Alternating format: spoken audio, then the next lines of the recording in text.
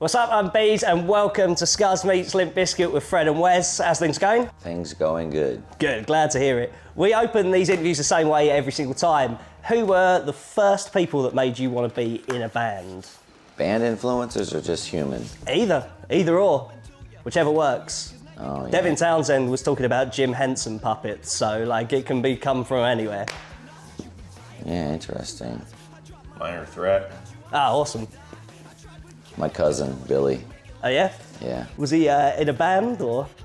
No, he played guitar and he turned me on to all the music that I was getting into in my coming of age. Right. Yeah. Starting with the Kiss in the early 70s and amazing. Ozzy and things like that. Yeah. Hello. So when did rap come into it? About 1979, 1980. Yeah? Yeah. With? Probably like the Treacherous 3, and then the Sugar Hill Gang put out a record that became very popular, and just a lot of core New York stuff that not a lot of people knew about. Killer. Yeah. But the Bizkit sound was in the pocket from the start. Was that something that just naturally came when you first come together as a band? Yeah, and it's what always happens when we get together to write. It's just the natural chemistry from the members of the band. When, you know, as far as guitar, bass, drums, and vocals, and it doesn't happen when one person out of the four of us isn't included. Yeah. It sounds different. Yeah, it's like a recipe that requires a certain amount of each ingredients, and on the ingredients on their own have a very distinct individual, thing about them, but when put together with something else, it creates something else. And individually, our musical tastes are very different and cross the line sometimes. But when we come together as a band, the outcome is Limp Bizkit, and that's something we can't really change or understand quite. I did an interview with Ross Robinson recently, and he was saying about like what a prolific band you were, like in terms of like writing in a block, like really quickly and like banging out tunes. Was that the case when you were putting together $3 Bill Y'all, with this being a retrospective interview? Oh yeah. Yeah, I think we did it in a week or less. Yeah, like 70% of the album was written in a week. I think. Wow. Yeah, and So- it just Pre-production or in studio or? pre-production. Yeah. Or studio. Then a couple things were written in the studio, also. Yeah, on the spot. Yeah. And so how did you and Ross come to hook up?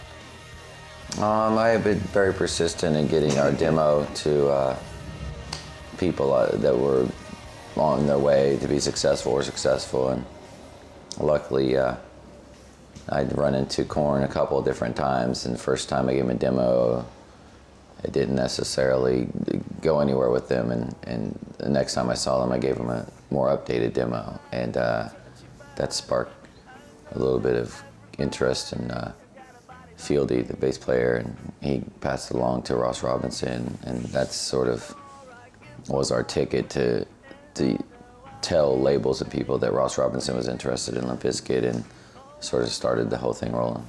And then Ross remixed the second demo that was given. Was the first one like Armpit and Stereotype and all those? Yeah, the first one was like that, and then the second one was Pollution, Counterfeit, and Stuck.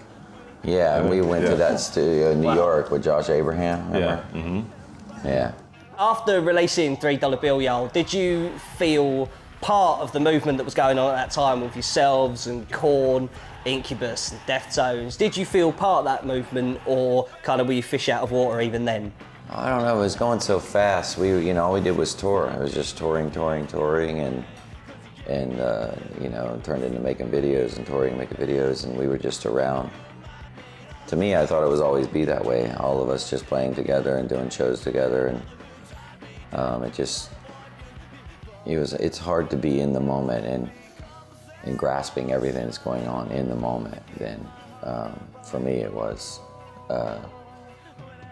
for some reason, I never saw us being like any of the other bands, just a part of the movement, you know what I mean? A part of like, their people would understand us because, there's a little bit of that in there. There's not really any, I didn't feel there was like any direct rapping in like Korn, but there was like these hip-hop-y feeling breakdowns and moments. Cypress Hill elements. Yeah, that were in Korn. Deftones, clearly he had this flow about him on a couple songs that you go, you know, it's in there, it's in him, but they're not doing it, but it is. And then they would do covers of hip hop songs, and so we sort of just felt comfortable, like we just fit with everybody, sort of somehow. Did it feel like the rap edge of it was the defining characteristic at that point that kind of set you apart from those other bands? Because like it was like the first band that brought like pure hip hop in terms of it, like outside of Rage Against the Machine and that kind of thing. But like of that movement was Bizkit. It was like the first, like there is a pure rap vocal. Well, it was the one thing I felt that I could commit to and do, because I'm not a singer or vocalist. I never consider myself much of any of those things. You know, I loved hip hop and I loved writing raps and breakdancing and doing things, but I didn't. It was the easiest because I'm sort of percussive the way I think. I can think of a drum beat or a riff or a cadence to something. So that was the easiest way. The melodies were always still the things that are hard for me. But I don't know, it just felt like that's what we did. So a lot of times then when we first played, actually the first time we ever played, we had songs that I didn't even have words to. I'd just make them up as we'd go. We knew the structures and I would just make up the words. Which must be pretty difficult because like it's like complex musically. I mean, when you take the instrumental tracks of Bizkit stuff, it's not simple. Well, some of it's simple. I think overall it's, you know, like Break Stuff, it was an incredibly successful song for us. That's one of the simplest songs that we have, and I think it's a lot harder to write simple things that sound unique than it is to write complex things that sound unique. It's a lot harder to pull that off because it's, but I think it's easier for people to grab. So come and get it! Welcome back to Scuzz meets Limp Bizkit. I know we spoke a little bit there about like being inside the eye of the storm, but could you feel things building? Like on $3 bills, y'all towards writing Significant Other, did it feel like there was something bigger coming? I was spending all my time just trying to get new tours and like touring with bands we like Helmet and Faith No Mores, and like it was more like we were just going and we kept getting these tours. And I don't really know if we knew what was going to happen. No, and I think when you see people talk about like, oh yeah, we could tell something big was going to happen. Yeah. No, they can't. They can't tell. That's just their ego talking, like thinking that something big is going to happen, because we were always surprised when big things did happen. It was always like a pleasant surprise. And I think that, I don't know, whenever somebody says that they could predict the future and see that big things were on the way, no, because I've thought, oh, there's this big thing is going to happen with this certain thing, and it totally didn't happen. No. So, I mean, I just don't agree with that. I think they're just making a weather forecast that doesn't have any, you know, grounding in reality. It's interesting because like there were so many like generation-defining songs on Significant Other. Like to be, even when you were writing it, to just be like, well, like you must have felt confident though, right? Like you must have like been. There's something. I don't think you ever feel confident until after it's done, you know, and then you go, wow. We have presence. Yeah. We're not scared. You know, I think we're confident in the magic of the band, what we do, what we give on stage, and then every time we would give it, it would be given back to us tenfold, and we would give back, and this building would happen, and spirit would be created every show. And so our confidence, I think, was just in the fact that we loved playing live and we weren't scared to do it. Like, we didn't care who we played for. I mean, even on the Faith No More tour, that was the roughest tour. They were booing us, everybody, but there'd be 10 people a night or so that would just, they got it. Yeah. And it just, you know, that was enough. It didn't matter what was happening. You know, it was kind of a bummer going, Mike Patton's so cool and this is awesome and their fans hate us. Ultimate rough with the smooth Until we moments. played Faith or something. Yeah. You know, like, that's cool. Faith No More fans dig George Michael, who knew? So come and get it! I just remember getting pelted with change at the Electric Factory in Philadelphia, and we just we just stopped playing and just made noise until the barrage of debris was too great to stay on the stage anymore. During the cycle for Significant Other, how was it when life went from like 30 to 120? From being this kind of cult cult band. So like you were saying, like being pelted with change in Philadelphia, to kind of, I guess in a way, being the biggest band in America for like that set amount of time. How did life change for you guys in terms of on the road and personally? Just kept going. Like it's just became more and more and more of a lot of things. And so, you know, when you're a very simple organization that becomes a very, very complex organization, you know, we're just flying by the seat of our pants, man. We're just going, holding on tight as we could, because it was taking turns that we never predicted. Was it enjoyable? Did it suck? Or did it just go through waves of both of those things? Just both of those things. Yeah? Yeah. It was hard to remember a lot. I was about to say, was it a blur? Yeah, yeah. For me it was. Yeah.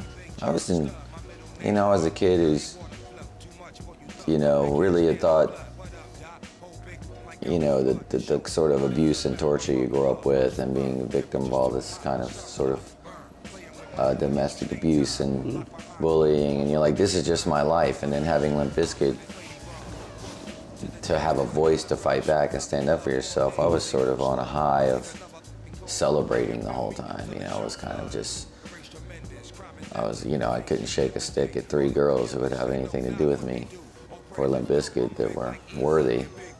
And then you got 300, you know, around every corner, and I was just like, oh yeah, I'm gonna have some fun with this. Why not? Because it's gonna go away. My whole thought is it's gonna go away tomorrow. It's gonna go away. It's gonna go away. I enjoy it while I can. It's gonna go away. Because, you know, we grew up hearing all the tales of the bands that got robbed by their managers, or, you know, there was this huge act, and then all of a sudden now they're like, you know, Yeah, what happened? where are they now? Yeah. But then again, you realize living it that they're real people.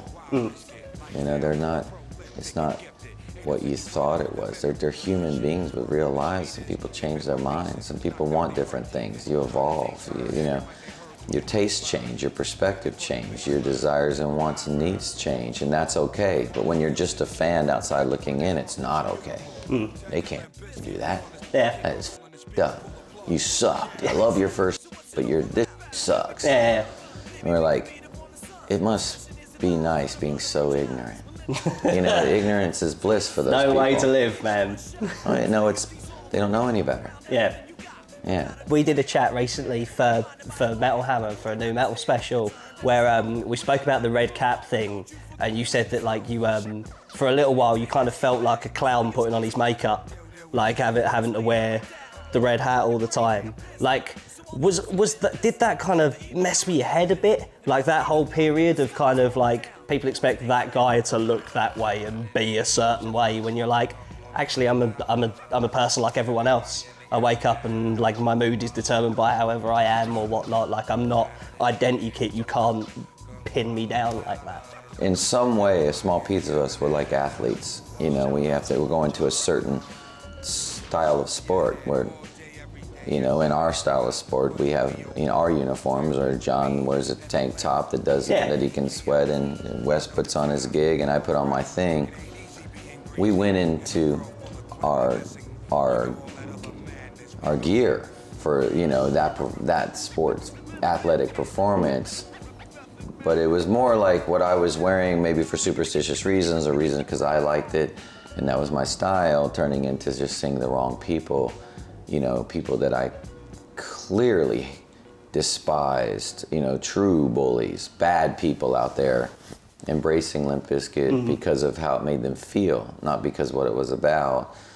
And seeing those people wearing the caps and doing the things and torturing other people out in the audiences, it became, you know, it just became, you know, the irony was out of control to some extent. And I kept it internalized a lot, you know, I just tried not to, it was just something I dealt with inside. And finally, I tried to say something like it about it in the Boiler video. I try, you know, everything we tried to say in our videos didn't really come out. You know, we were metaphors, every man. time we're trying to make fun of something, people loved it. You know, it's like making fun of hip hop videos with the Roland video. It's clearly Wes's, you know, Yeah, doing it. He's Jim one of the Fancy greatest wearing grills characters all of the all time. times in the front of that video. I could watch an entire television series with that. So come and get it. Does it feel like that period, like you touched on it there, like talking about like the jocks taking hold of something and like kind of misinterpreting it, and like that was difficult for you coming from a bully background, and like Wes yourself, like coming from like a more independent side of like music, and like where that kind of that audience doesn't really live and exist. Was it difficult to watch for you guys, like that audience kind of in the eyes of people that are a bit more like just seeing things at face value, kind of defining Limp Bizkit at that point in time? Was that difficult for you guys to watch? It was and it wasn't. I mean, the spectacle of what happens at our live shows and what used to happen at the really big ones was just upsetting and exciting at the same time. Yeah. You know, and it was just like, wow, this is really happening. This is chaos. This is like a riot is happening inside this venue right now.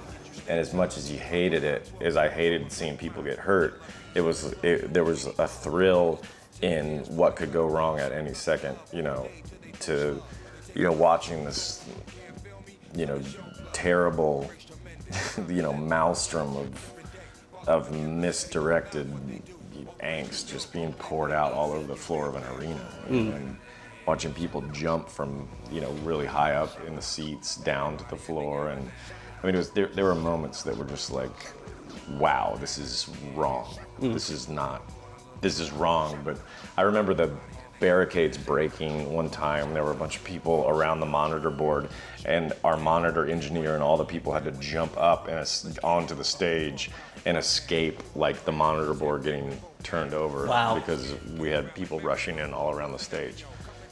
You know, it was just insanity. I get the euphoria side of it as well, though, because, like, I mean, the first time I saw your band was opening for Soulfly with Cold at the Astoria. Oh, and, like, God, that was a lousy tour. That was the first time, but also, like, on the scale that you're talking about, like, Reading in 2000, like, it felt like there was a lot of positive energy in places as well. It didn't have to just be, like, that. I mean, everyone always points at the Woodstock thing, but, Right. like, Well, it that's didn't what makes it have to- confusing. Yeah, right? Yeah. The thing that always interests me about Woodstock is when you talk about the fact that when you got off stage, Fred, you were saying that like you wanted to go back out and say something and be like chill, and that once you'd realised what was going on, because while you were on stage, it's like you didn't know that the plywood had been like being ripped off of vendors and all that kind of thing. Like So many people, and we had, you know, there's hundreds of people on stage of our peers and people that we've grown up listening to. I thought it was just an epic, and like, you know, they brought us there. They know what we do, or they, you know, the promoters. And when you put that many people together, it's just going to be amplified. And I just thought it was an amplified experience of that. And all you see up front is people it ain't Bob Dylan. laughing and smiling and screaming and having a blast. And you know, I thought it was a great experience until we get off stage and we're told that, you know, we've got to get you out of here. The place is going to a riot, and it's going, you know, we're like, and like, what is going on Was it true here? that the police wanted a word? Yeah. Yeah, we didn't, I mean, I didn't know. I had a lot of friends there and a girl You're with looking me. at a sea of people. You know, you can't like focus in on little things Yeah, of course. happening. And like I'm Yeah, playing. At the yeah, moment, I'm playing. thanks. We're Yeah. playing songs. The audience is like really far away. Like the barricade between the stage and the audience. I mean, the stage and the barricade. The amount of distance was massive. Yeah. You know, with TV cameras and a lot of photographers, and just it's. And then to realize what was happening later, and then to watch the news reports of the mashup of our day and the next day where the fires were, Yeah. and watching them cut footage of the fires that happened when we were gone. Yeah, the peace vigil, right? Right, Yeah. and cutting that into our set at the same time was just like, Yeah. they were just like, let's make this worse. Yeah. You know, Like- Yeah, they found an 36 hours opportunity. had kind of passed between that They time. found an opportunity to point a finger. We didn't do anything different at our show. That we did the same thing we do at every show. We just do what we do, and it was nothing different for that day. It was even harder because the monitors were really bad that day. It was so bad and feeding back, and I remember I was wearing in-ears, and it was all, I hated it. I couldn't feel the vibes. So that's why I wanted to go down in the crowd, and it's, you know, so much going on, and you're just there doing what we do. We had to make the most of what we were given, and I think they found a good spin on it, and they found someone to, you know, they shouldn't have. All they did on that show too was advertise all of the new metal and the heavy bands and the things. It was they were capitalizing and marketing something that was having its moment. You know, Yourselves, Kid Rock, Korn. They were pushing that so hard, and it was about ticket sales to them. It wasn't about the meaning, because if they would have taken the meaning of all the pain and all the vengeance and all the angst and all the things that go into all those types of music, it wouldn't have had the meaning of any Woodstock whatsoever. The antithesis, isn't it? Yeah, it is. And so, unfortunately, people don't take time to think about that afterwards. It's just, oh, Limp Bizkit's this. Let's do it. So it's awesome. Did it feel like it was just like any chance to kick Limp Bizkit, like we'll take it from, No, from it made us huge. Yeah, like as the next record was like... It was the opposite of bringing us down. It was just, you know, more and more attention all the time. Yeah, if they wanted it to go away, they probably should have not made such a big deal about it. Yeah. Did it feel within your organisation, though, that like it didn't matter how much people spoke, like the Biscuit train was still going?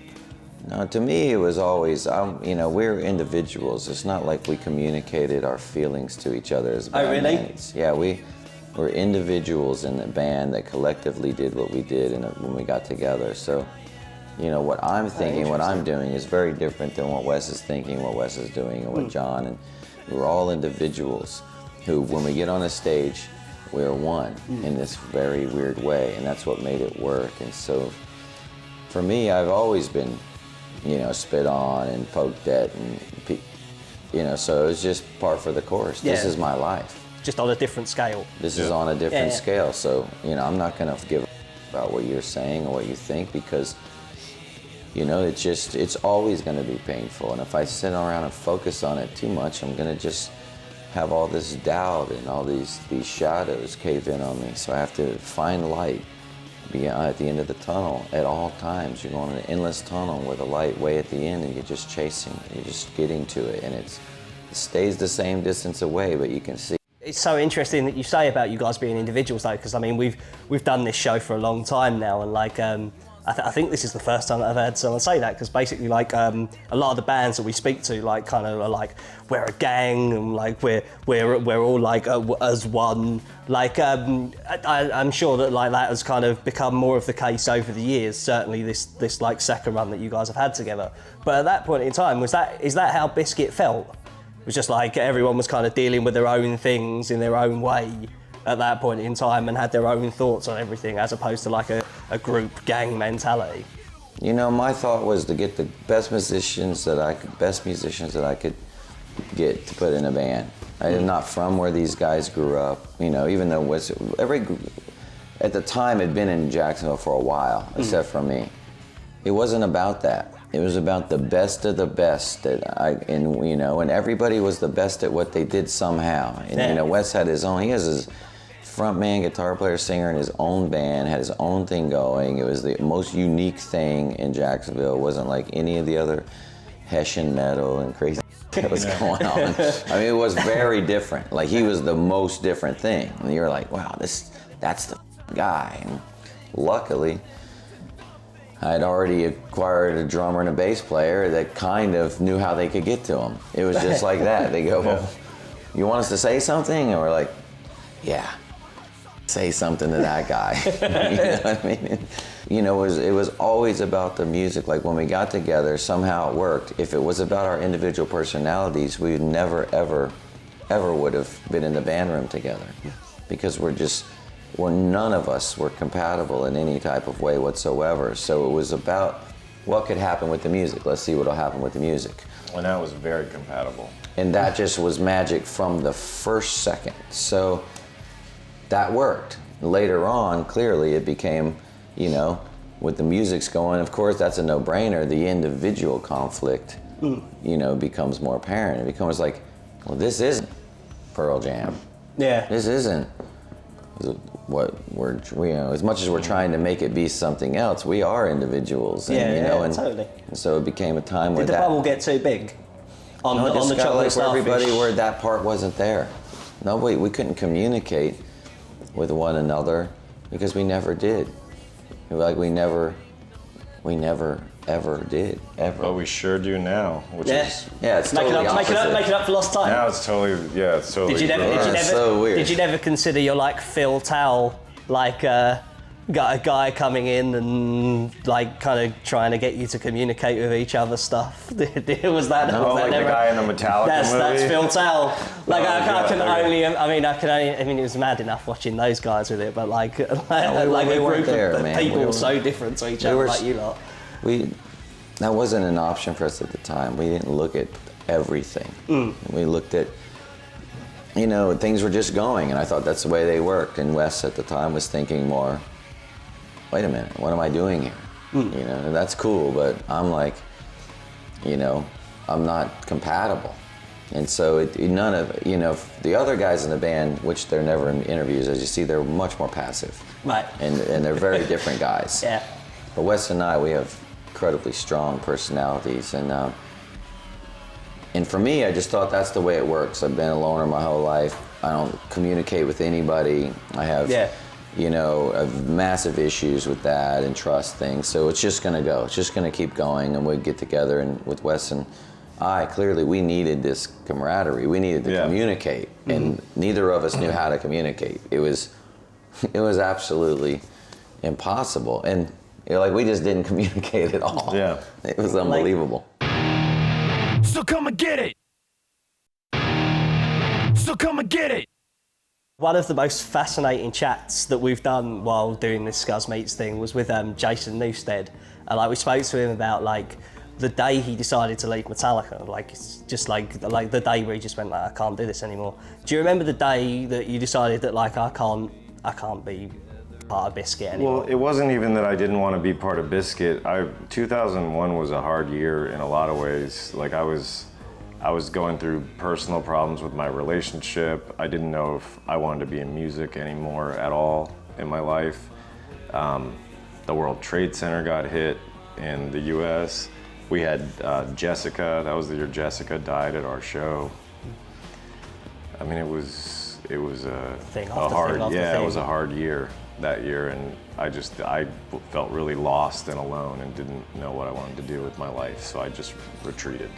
Yeah, like because for that couple of years, I mean, obviously, like there was Big Dumb Face, but like it was a while before, like. But that was Big Dumb Face was before. Yeah, that's what I mean. Yeah. Like it was a while between like that and Black Light Burns slowly emerging. Yeah, I and, just like, didn't really know what I want to do. I you threw yourself into art, though, right? There was a lot I got of really art into work. art, and my marriage fell apart, and we got back together to try in 2004. The unquestionable truth thing. And it didn't really work out, and not until 2009 were we ready to get back and like actually do this again. How was it from the outside? Did you pay any attention to Bizkit while it was going, while you were out of Bizkit? I mean, sure, I watched the videos out of curiosity, you know, and checked out what was happening with them, and was glad that they were able to find somebody and to move on. And you know, I felt like self-imposed, like that I'd checked out of it, but I kind of went insane. Like I don't know, I think all the fame and the band and how big we got, and it made me not want to be part of the world. It made me want to get out of who I was, or find who I was. I don't know. Right. I felt I was only 26 at the time, man. I was a baby. Insane, yeah. You know.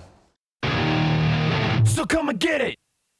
Results may vary. You mentioned earlier about like when you take one of the elements out, like I mean, I'm a fan of that record. Like, hands up. Did it feel different? Did it still feel Bizkit? I think so. I mean, Yeah. to me, it's like I am Limp Bizkit. You know, Wes is Limp Bizkit. That Yeah. one of our things in our life was to not be the elephant in the room. We have to accept, no matter what we do in our lives, I'm Fred from Limp Bizkit. That is what it's going to be. Yeah, And totally. so it was just having to move on with being crippled. You know, it's like, you're not going to let it bring you down. You're going to keep going. And I picked up a guitar and went back to before we had Wes, you know, when I was trying to write some songs in, you know, a very simple way, and I picked a guitar and wrote all those songs, and had a guy who's capable of playing the songs, play them, and, you know, make a chord where I play with one finger, sound better with a few fingers, and it just felt like it was more about internal things and metaphors and other things that, you know, were going on with me as reflecting on Limp Bizkit and not moving it forward. And I really love the record for what it is. It was a very dark time and a very interesting time. And I did a lot of soul searching during that period. And I got in shape and did all kinds of different things.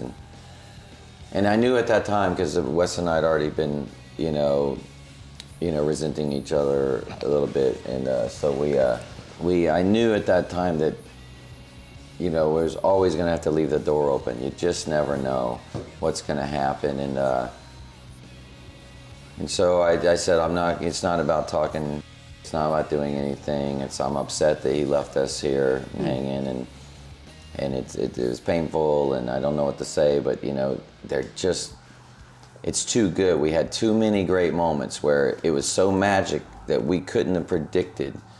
It wasn't choreographed, it was real, and I know we shared those moments, and then we eventually got to a place that we were like, yeah, we miss it, because it's irreplaceable. Yeah. Like, there's some that happens, and we get to now have it, you know, every night. In a positive, really positive way. There ain't nothing wrong, no. There ain't nothing wrong with that. When the band got back together in 2009, it felt like there was a moment at Downloads, I had something that's like so vivid in my memory, that like I remember you went to the side of the stage and hugged one of the guys from Korn. From a crowd perspective, it didn't just look like you were having fun, it felt like people were willing to embrace the amount of brilliant music that was done in your time as Bizkit. Has it felt like that since the reunions come back again? Like, it feels like there's a lot more love for Bizkit then. It's like almost like I think you said it in our chat recently, where it was like when you're in a war, like people kind of lose track of what they're fighting for and what they're kind of fighting against. Like, did it feel like when you came back that like there was a lot more of an outpouring of love from the rock community than there had been previously?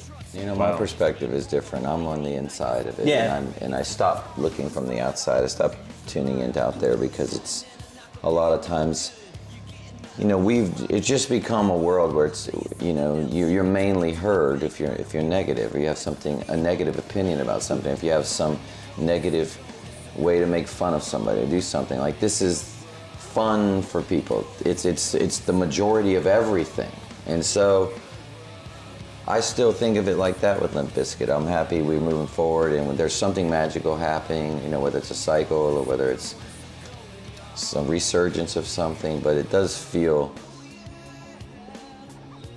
amazing to be constantly asked to do these incredible, you know, things all these years later, and I'm still jaded and sort of affected from all the negativity that went on before. It's sort of me. It's like I feel like that's always what it's going to be, for some bizarre reason. Brisbane had gone, Stampede of the Disco Elephants. It's kind of hard, like as someone that's heard Ready to Go and Lights, the two very differing tracks. Like I said, I spoke recently to Ross, who said that he worked with you on some bits for a little amount of time. How eclectic a record is this? Because from those two tracks, it feels like there's a lot to bridge in between. Is there a lot going on? What's the on second track you're talking about?